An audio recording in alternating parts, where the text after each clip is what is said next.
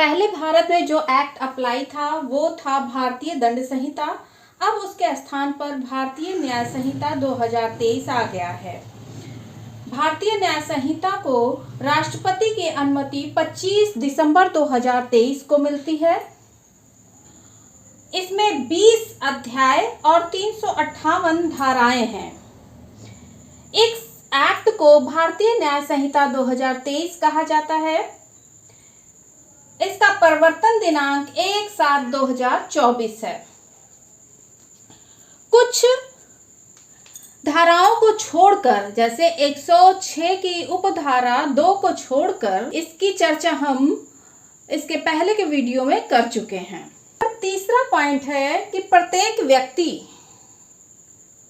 इस संहिता के उपबंधों के प्रतिकूल प्रत्येक कार्य या लोप के लिए, यहाँ कार्य और लोप को समझना जरूरी है।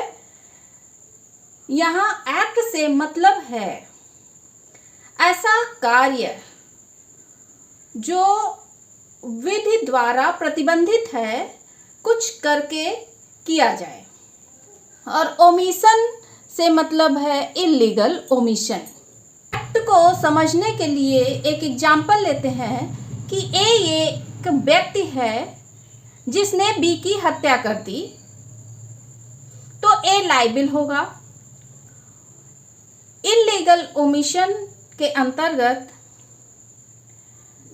अगर कोई व्यक्ति का कर्तव्य है और वह अपने कर्तव्य का निर्वहन नहीं करता है, तो वह इस संहिता के अनुसार दंडनीय अपराध की श्रेणी में रखा जाएगा। ए एक व्यक्ति है जो स्विमिंग कर रहा है, बी वहां पास में बैठा हुआ है। ए स्विमिंग करते करते डूबने लगता है। बी इन सभी दृश्यों को देख रहा होता है, लेकिन उसने ए को बचाने के लिए कोई भी प्रयास नहीं किया और ये डूब जाता है। बी का मोरल कर्तव्य था कि वह ए को बचाए, लेकिन वह ऐसा नहीं करता है।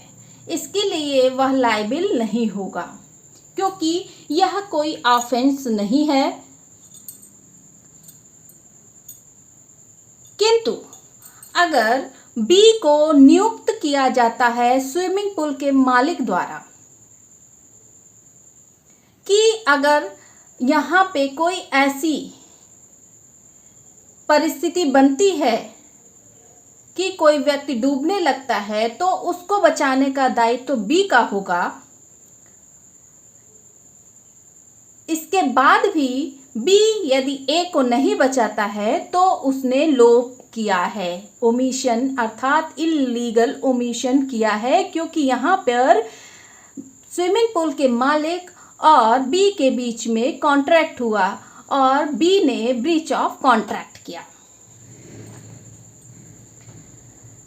तो यह अपराध की श्रेणी में आएगा। चौथा पॉइंट यह कहता है कि भारत से परे किए गए किसी अपराध के लिए जो कोई व्यक्ति भारत में तत्समय प्रवृत्ति किसी विधि द्वारा विचारण के लिए दायी है, कोई ऐसा अपराध जो भारत से बाहर किया जाता है, लेकिन उस समय जो विधि है उसके अनुसार उसका विचारण किया जा सकता है, तो उस व्यक्ति को ऐसे ट्रीट किया जाएगा मानो उसने भारत में ऐसा अपराध किया है।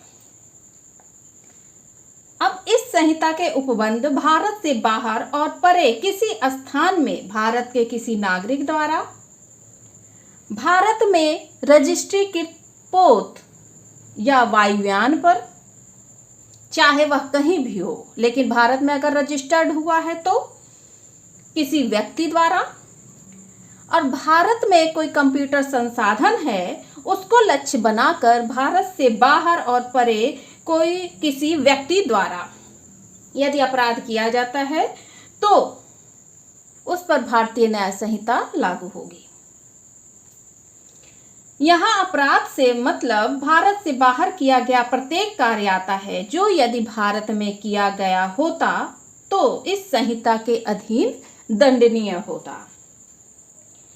छठा पॉइंट कहता है कि इस संहिता में कोई बात भारत सरकार की सेवा के अधिकारियों, सैनिकों, नौसैनिकों या वायु सैनिकों, तीनों इसमें आ गए, द्वारा विद्रोह और अभितजन को दंडित करने वाले किसी अधिनियम के उपबंधों या किसी विशेष या स्थानीय विधि के उपबंधों पर प्रभाव नहीं डालेगी।